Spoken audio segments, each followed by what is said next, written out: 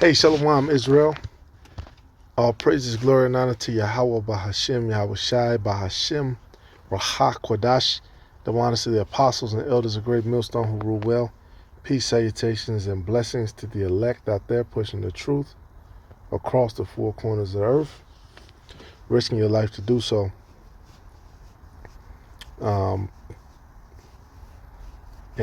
Just had a quick recommendation. If you haven't seen it, I know the elder mentioned it, but it's a series on Netflix. Those that are ready to die, those about to die, excuse me. And basically, it's about the end of the Roman Empire, and it shows you the political climate. It shows you a lot of the behind the scenes of what was going on. And I had a couple of scriptures. Yeah, they was getting down. And this is 2 Ezra 12.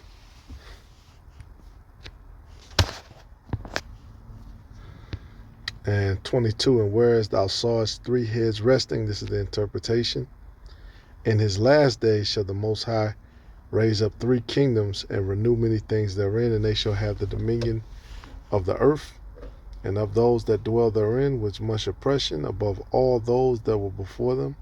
Therefore they called the heads of the eagle. And it says three kingdoms. It's talking about three kings, three rulers. Just like in Daniel 7 and 17, it says, these great beasts which are four kings which shall rise out of the earth. And when you look at those different beasts, they represent kingdoms. All right, so king and kingdom can be interchanged in that regard. All right, and we know that this is talking about the Flavian dynasty, which the Flavian dynasty came at the end of Rome.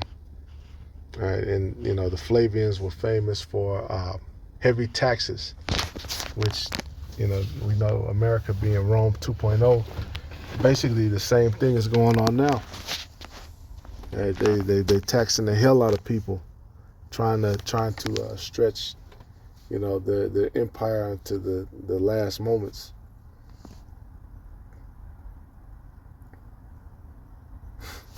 And you had Vespasian, who was the father. You had Titus, which is a military commander. And he actually was there during 70 AD, during the siege of Jerusalem. All right, shortly after he became Caesar, and then shortly after the Flavians, Rome basically went into the Byzantine phase of his empire. All right, the pagan Roman Empire was ended. And basically on Netflix, you can see that. You can see they're in the age of luxury. They got all these whorehouses, and it's basically was like OnlyFans back then. It's the girls wasn't getting paid, all that, but basically, yeah, it was extravagance. It was sexual immorality. These different men were dealing with each other's wives, and this man's wife was of high importance, and she was dealing with this man. Yeah, it was nasty work. And the same thing goes on behind the scenes here, right, with these different politicians and these different quote unquote high-ranking officials. And what's it called? It's actually a word for it. A man, they'll get with a wife, and then she'll be cute or whatever, but then really that dude, he'll be dealing with men, and they call that his beard, to make him look more manly. And that's a big thing that goes on. Right? They did a test on some of the money in DC, and they found it was like 90% of it had traces of cocaine on it. DC is a big capital for freak offs. All right, but yeah, basically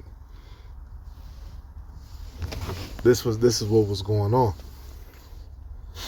All right, another thing too that they were giving the people, bread and circuses, and that's what a lot of the show is too. The gladiators, the contestants, were basically slaves. You look here in America, basically they didn't want to pay the NCAA athletes for the longest, which that's a full-time job. You risk injury yourself and having injuries for the rest of your life, in all these different sports and stuff. And for years they've played with contracts and made millions of dollars, and they're just now paying the quote unquote student athletes who are grown. Right? And the reason the NCAA cited was because of that was the 13th Amendment. Right? This place is ass backwards. And they also show you, because they were doing horse race, they were doing chariot races too. Basically, they were able to rig it. They had the best, spoiler alert. Damn, spoiler alert. But if you got this far, you know what I'm saying? Spoiler alert though. Which if you read through the scriptures, you don't know all this anyway. So go through the account. I'm gonna provide some more precepts, but they show you that the games were rigged. They show you that the games were rigged. They show you that politics was rigged. All right, because certain senators who opposed them, who voted against them, basically, they would go behind the scenes and they would find out, what harlots that they dealt with, what they were doing, and then they would try to catch them up, and then use that to get them out of the picture.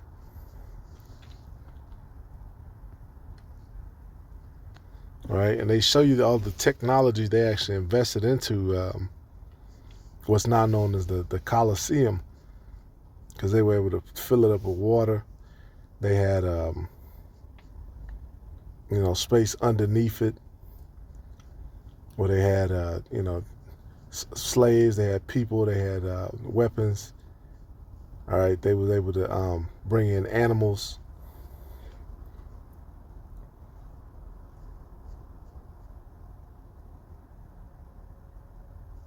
It says, "For these are they that shall accomplish his wickedness," verse 25, "and that shall finish his last end."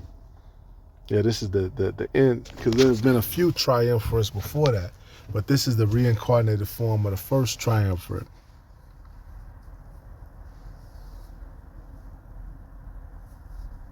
"And whereas thou sawest that great head appeared no more, it signified that one of them shall die upon his bed, and yet with pain."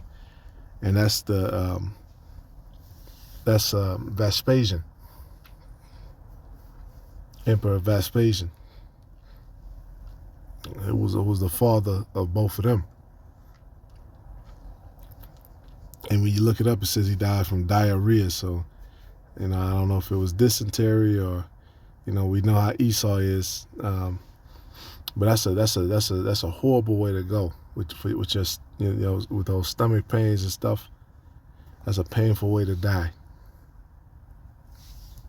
"For the two that remain shall be slain with the sword, for the sword of the one shall devour the other, but at the last shall he fall through the sword himself." Spoiler alert. When you watch the show, basically that's what happens. All right, Domitian kills Titus. Domitian, the younger brother, he kills Titus. All right, because Titus was about to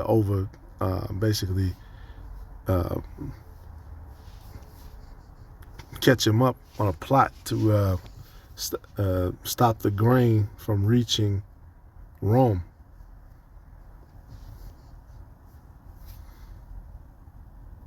And that was another aspect too, because one thing Titus did when they were besieging Jerusalem, when you look up the history, they allowed people to come for the Passover, but then they kept them there, and they did that purposely to drain the resources. All right, famine. And we know in this kingdom, Rome 2.0, aka America, we know famine is coming as well. And we know a lot of this different supply chain failure is controlled. All right? Except now this time it's going to be like a time that never was before. It's going to be on a whole nother scale of destruction, of chaos, of all these different plagues. And yeah, these things are going to get, this place is going to get crazy. And you look it up, Domitian killed Titus. And basically, we know the AI, that's what everybody got now. Everybody trusts in AI. But the AI actually got this wrong. It says there is no evidence that Domitian killed his brother Titus, though many ancient authors have implied that he did. Titus is thought to have died of a fever. Well, now the scriptures confirms that Domitian killed Titus. And whoever wrote that for Netflix, they got it right. They got it right. Some say the stories of Domitian's involvement in Titus's death were likely a part of an anti-Domitian propaganda now. And this goes to show you that the AI doesn't have the spirit of discernment. The seals aren't loosened to the AI. All right, Esau is not all knowing like that.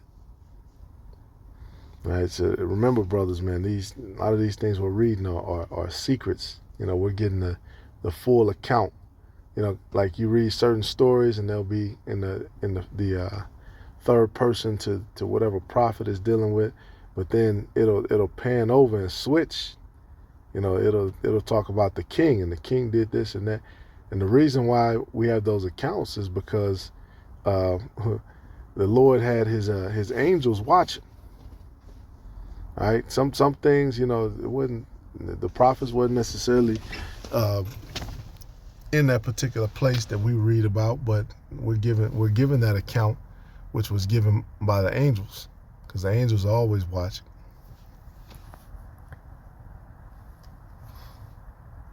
All right, and all the AI does is they pull information, they're able to put it together and group it based on instant searches.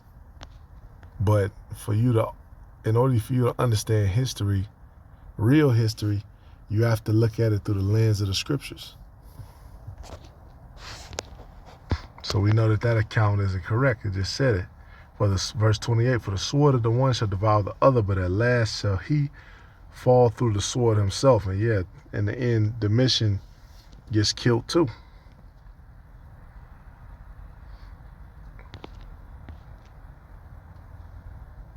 And whereas thou sawest two feathers under the wings passing over the head that is on the right side, it signifieth that these are they whom the highest hath kept unto their end. This is the small kingdom and full of trouble as thou sawest. And the lion whom thou sawest, rising up out of the wood and roaring, and speaking to the eagle and rebuking her for her unrighteousness with all the words which thou hast heard, which that eagle represents Rome. And the lion, it's going to tell you, represents the anointed. Verse 32, this is the anointed, which the highest hath kept for them and for their wickedness unto the end. He shall reprove them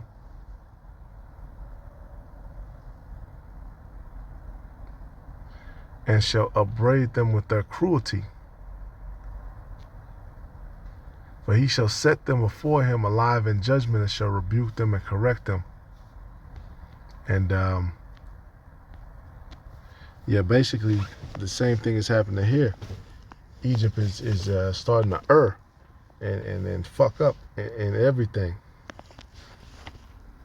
The brother said that he said Esau is losing his craftiness. Yeah, the Lord is taking that away from him. The Lord is taking away their ability to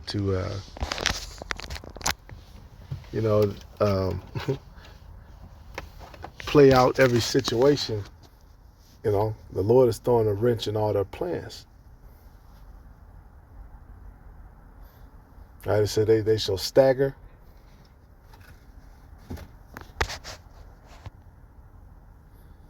And the skirt is being lifted. And we're in the same lot right now as this lion. like it said, roaring and speaking to the eagle and rebuking her for her unrighteousness with all the words which thou hast heard. See, like in North Carolina, these Edomites are mad. They're mad as hell. Cause like places like North Carolina, those places are white supremacist enclaves. I believe the Klan, they had a big following over there. All right, so we ain't weeping and mourning for for the Egyptians, man.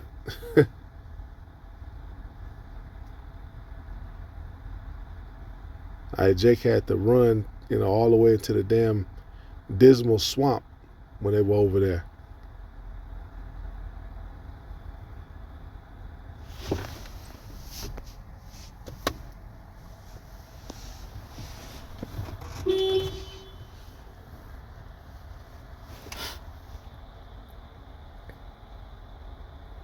And then you had the Geechee, you had Jake on the islands and all kind of stuff.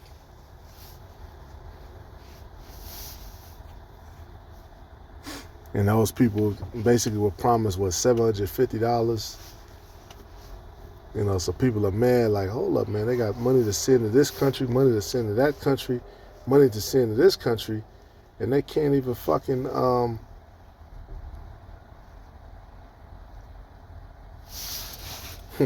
help people. They got dead bodies, laying there stinking up. They were talking about the military. FEMA actually stopped people from using their own personal aircraft vehicles to help people. So pretty soon it's going to be Egyptian against Egyptian.